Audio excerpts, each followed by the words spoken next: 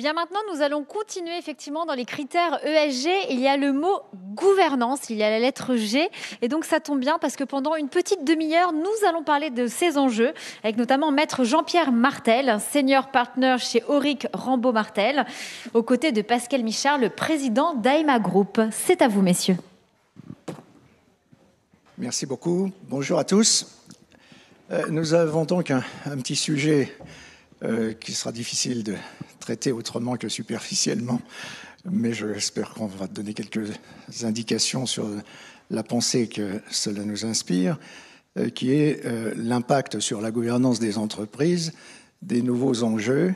Sont-ils nouveaux d'ailleurs? Ce sera ma première question, des nouveaux enjeux RSE qui sont assignés aux entreprises. Oui, ma première observation, qui est un peu une évidence, c'est qu'on parle beaucoup de RSE, évidemment, depuis quelques années. Pour autant, ce n'est pas un sujet nouveau du tout. Et je ne crois pas qu'il ait fallu attendre le XXIe siècle pour que les entreprises se soucient de l'impact qu'elles ont sur leur environnement et des liens qu'elles ont avec leur environnement.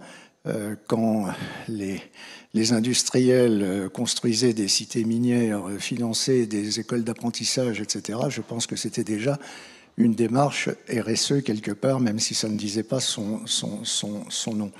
Et pourquoi cela?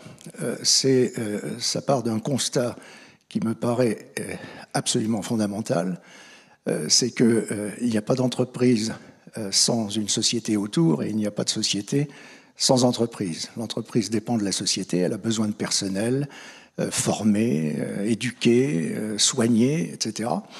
La société a besoin d'entreprises qui créent de la richesse, de l'emploi, de l'activité, etc. Donc il y a non pas une opposition, mais une complémentarité ou une interdépendance entre l'entreprise et la société, c'est-à-dire son environnement. Alors, jusqu'ici, comment les sujets ont-ils été abordés? Ils ont été abordés à travers essentiellement de la régulation.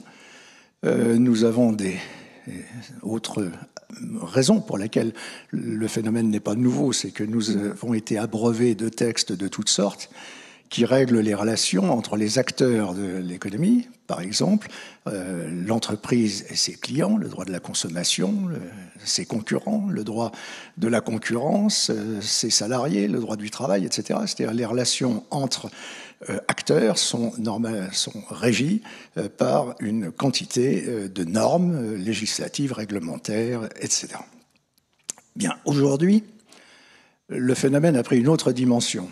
Il a pris une autre dimension à la suite d'un certain nombre de crises, d'événements, la mondialisation, les réseaux sociaux, l'évolution de la société et des mentalités, fait qu'il y a aujourd'hui une très forte attente des parties prenantes, c'est-à-dire tous les partenaires de l'entreprise, qu'ils soient internes ou externes. Et cette attente très forte a rejeté aux ténèbres, si je puis dire, la fameuse phrase de Milton Friedman dans les années 70 qui disait que la responsabilité sociale de l'entreprise était uniquement d'augmenter ses profits. Entendre cela 50 ans plus tard, ça montre un certain décalage, une certaine évolution. Et aujourd'hui, clairement, il y a le nouveau paradigme et que, certes, l'entreprise doit faire des profits, il faut bien qu'elle se finance et c'est ce qui motive ses actionnaires. Le profit est aussi un gage de durabilité, il faut qu'elle existe, il faut qu'elle gagne de l'argent pour durer et se développer, et en même temps, une parole que nous entendons beaucoup aujourd'hui, et nous sommes sous le haut parrainage du président, donc, et en même temps, il faut aussi avoir d'autres objectifs que le seul profit. Et d'ailleurs, ces autres objectifs, on va même plus loin, pouvant eux-mêmes contribuer à augmenter les profits de l'entreprise, notamment en attirant préférentiellement les investisseurs. Donc, l'évolution est telle qu'aujourd'hui, la démarche RSE n'est plus seulement une sorte de démarche régulée entre acteurs. elle a été intégrée au contrat de société.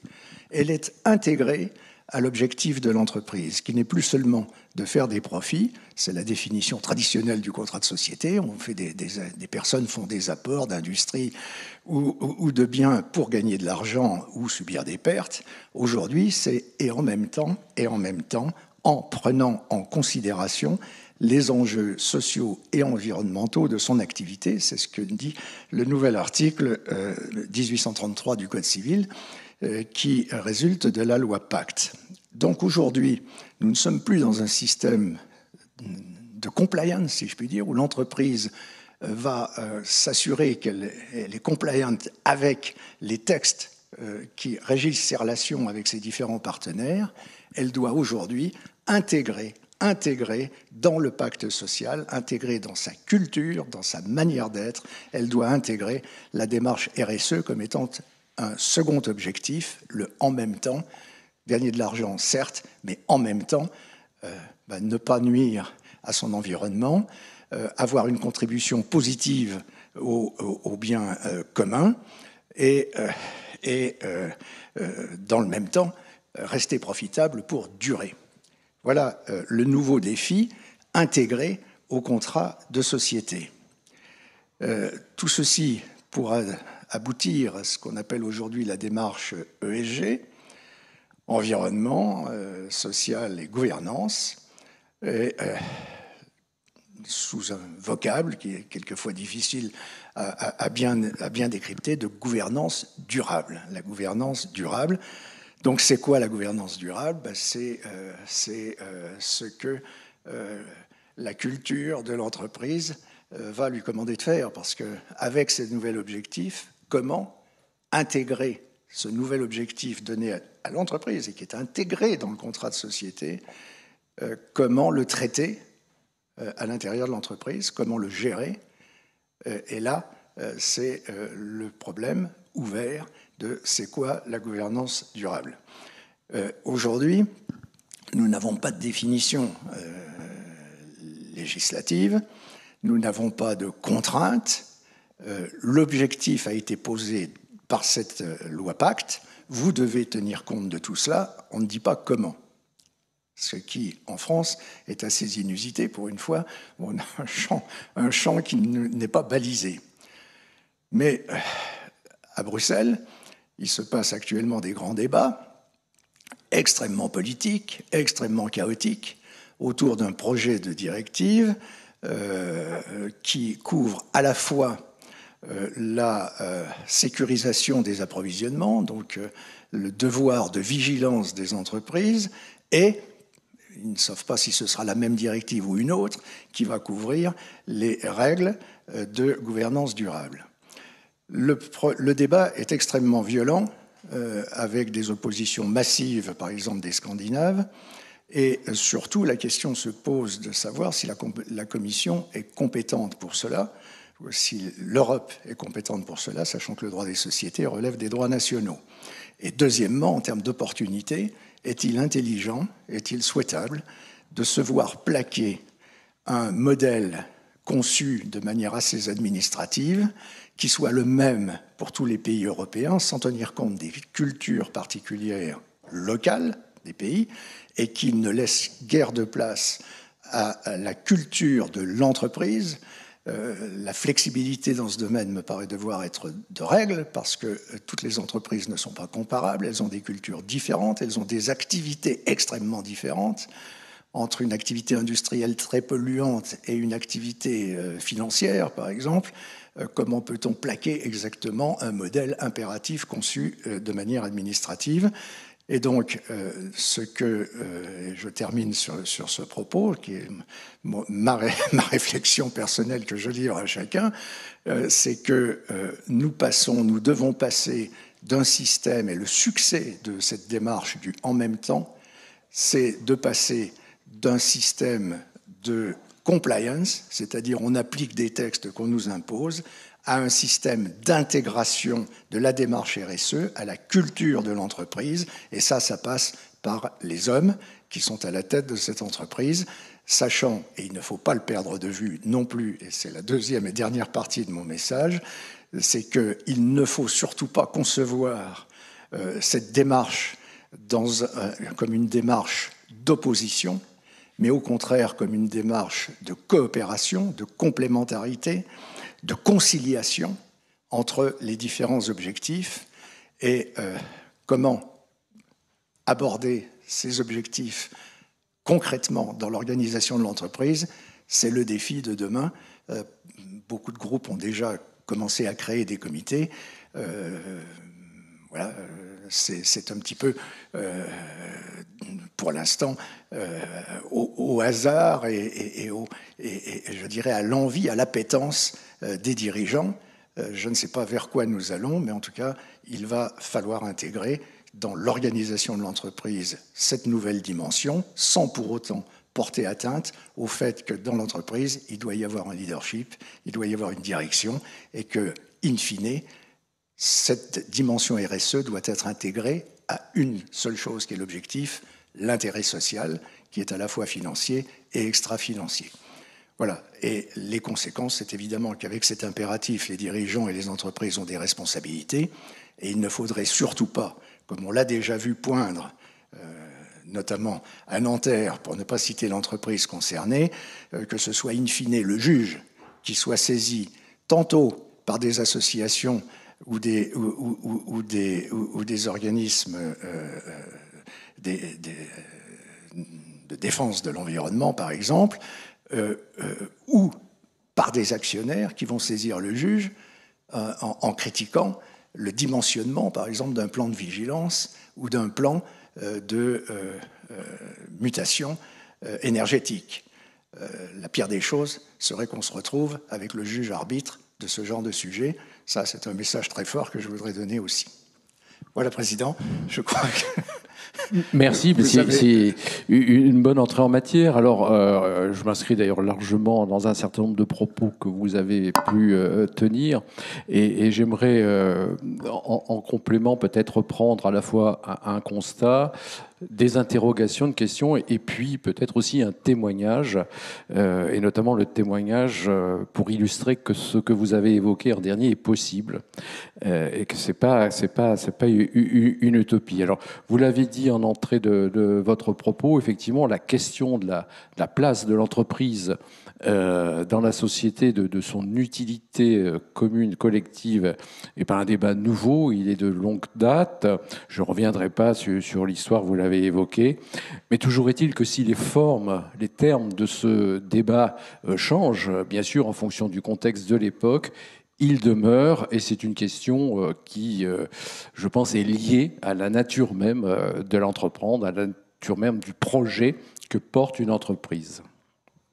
Alors le constat, vous avez évoqué la proposition, la formule de Milton Friedman par rapport au profit, mais on pourra très vite lui opposer une autre formule d'Henry Ford, auquel on ne peut pas reprocher de ne pas être un homme d'entreprise, et qui disait que l'entreprise doit faire des profits, effectivement, sinon elle mourra.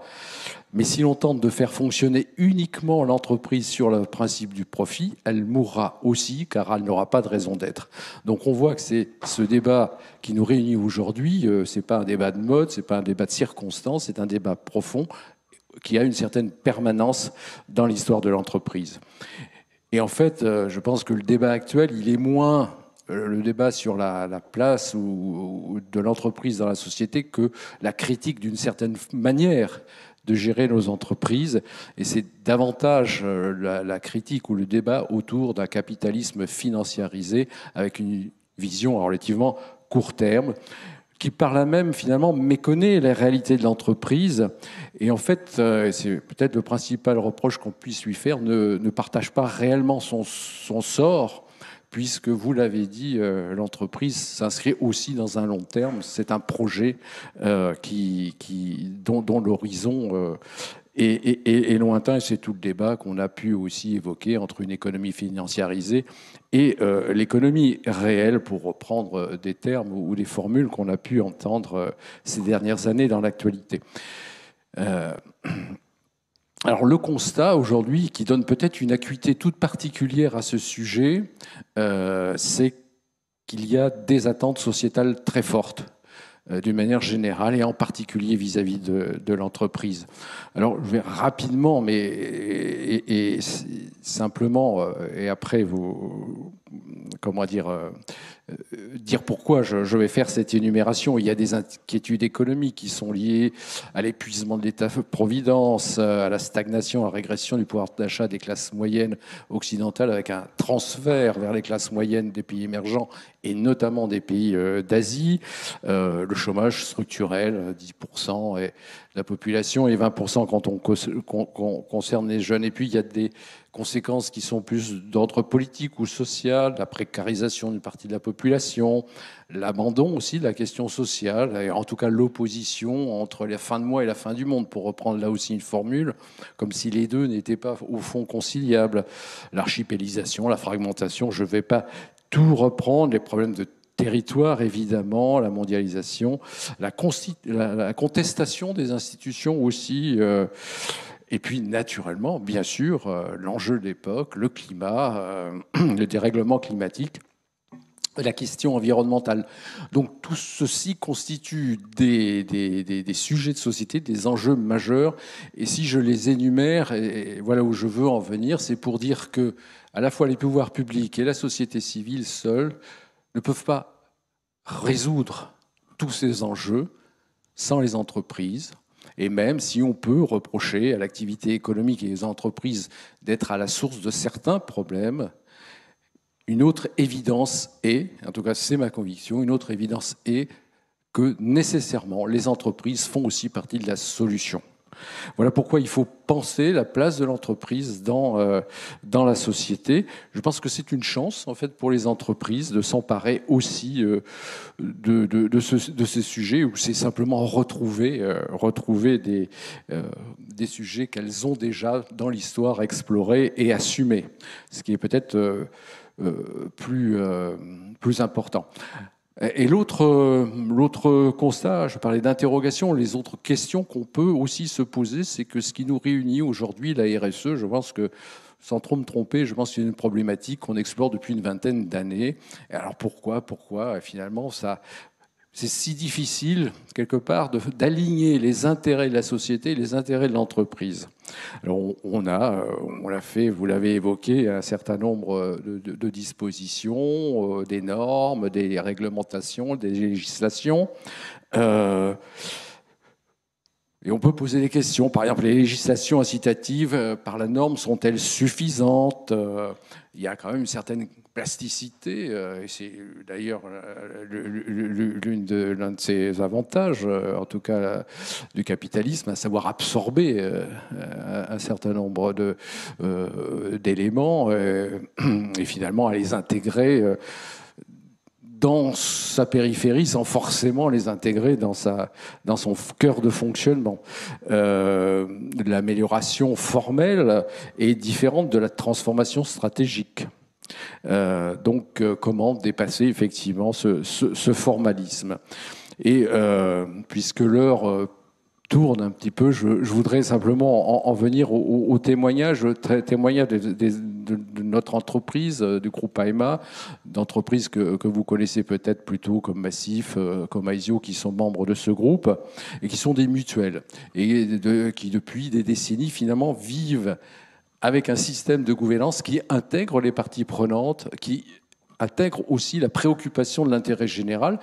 Et pour autant, ce sont des entreprises qui fonctionnent, qui, vous l'avez dit, font du résultat, qui produisent de la prospérité, de la richesse partagée, et qui intègrent donc les parties prenantes et la société dans leur structuration, et notamment dans leur gouvernance. Et je pense qu'effectivement, l'un des enseignements qu'on peut tirer, c'est qu'on peut tout à fait concilier, vous l'avez évoqué, je vous le confirme, on peut tout à fait concilier l'intérêt général, l'intérêt particulier de l'entreprise, l'intérêt de ses parties prenantes.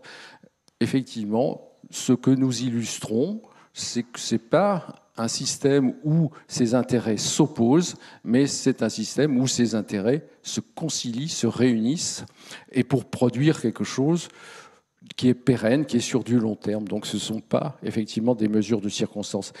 Et pour cela, je pense que vous avez évoquer un mot qui est important, c'est le mot culture. Je pense que si on veut faire évoluer le modèle économique, si on veut faire évoluer la façon d'entreprendre, il faut faire évoluer la culture de la gouvernance, la culture de l'entreprise. Et pour faire évoluer la culture de l'entreprise, eh bien, c'est à la tête de l'entreprise, finalement, que ça se joue.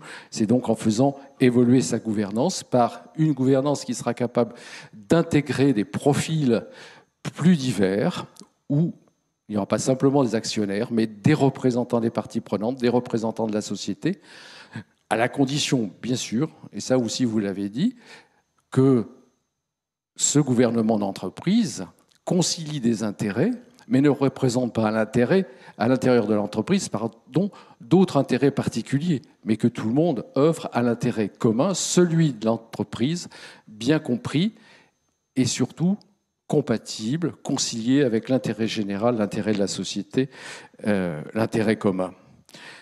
C'est aussi une démarche de co-construction avec les parties prenantes, une forme de démocratie un peu plus participative de l'entreprise. À titre d'exemple, l'élaboration de notre raison d'être, c'est sur 2 mois, 14 000 participants, 74 000 contributions. Ce n'est pas une rédaction par un COMEX sur un coin de table. C'est donc intégrer la responsabilité de l'entreprise vis-à-vis de la société dans sa stratégie. C'est donc concilier, équilibrer entre critères financiers et extra-financiers. Et puis aussi, c'est évaluer les dirigeants non seulement sur la performance économique ou financière, mais aussi sur la performance extra-financière. Alors on le fait, mais il faut le faire de manière significative et quantifiée. Et je pense ainsi qu'on alignera davantage les intérêts de l'ensemble des parties prenantes. Ma conclusion très rapide, c'est que le modèle de l'économie sociale et solidaire que nous représentons peut être un modèle qui inspire un certain nombre de réformes, qui inspire le fonctionnement, parce que c'est un modèle qui est installé déjà depuis un certain temps dans l'histoire, donc qui a fait ses preuves, qui a fait son modèle, et qui fait aussi les preuves de son dynamisme et de sa vitalité. Donc je pense qu'il peut inspirer un certain nombre d'évolutions. En tout cas, il peut témoigner qu'un certain nombre de choses sont possibles sans fragiliser l'entreprise et sa gouvernance. Eh bien, écoutez, merci beaucoup. C'était passionnant. Merci beaucoup, Pascal Michard et Maître Jean-Pierre Martel. Nous sommes malheureusement, avec ce temps, qui n'est pas infini, mais en tout cas, c'était vraiment passionnant. Merci beaucoup à vous deux, messieurs.